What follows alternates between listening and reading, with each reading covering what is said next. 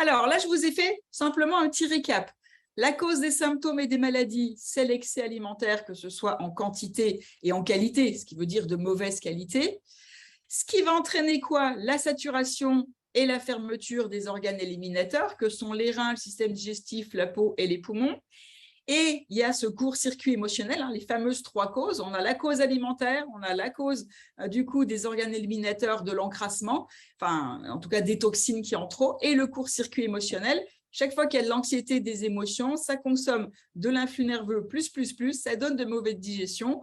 On ne transforme pas en nutriments, mais en déchets et toxines. Et on sait que la véritable cause des maladies, c'est quand nos liquides corporels sont encrassés. C'est QFD, il ne fallait pas plus que ça. OK? Vous voyez, c'est simple, c'est relativement simple et pourtant, c'est ultra important. On a vu ensemble que depuis le début du challenge, l'importance de comprendre qu'on ne tombe pas malade, mais qu'on le devient, car on fabrique nos maladies.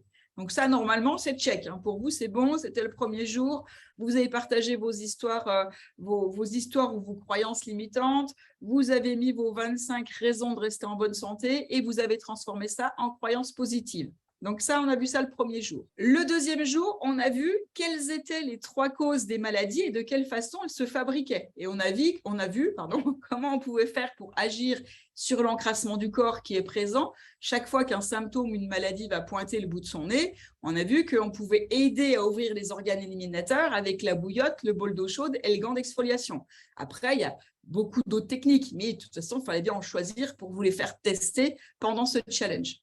Et puis, on a vu comment on pouvait nettoyer et réparer ces maladies, ainsi qu'il était possible de le faire de façon gourmande avec les 3 recettes partagées. Donc, je pense que pour celles et ceux qui ont réussi à faire les recettes, est-ce que vous avez réussi à vous rendre compte qu'on pouvait effectivement manger bien, manger sainement, avoir des recettes en fait qui sont guérisseuses. Alors, elles ne guérissent pas un type de maladie, mais elles guérissent tout le corps. Elles redonnent ce pouvoir, elles activent ce pouvoir d'auto-guérison du corps. Donc ça, c'est ce qu'on a vu hier avec les recettes. Et aujourd'hui, je vous ai expliqué l'importance de savoir gérer son émotionnel.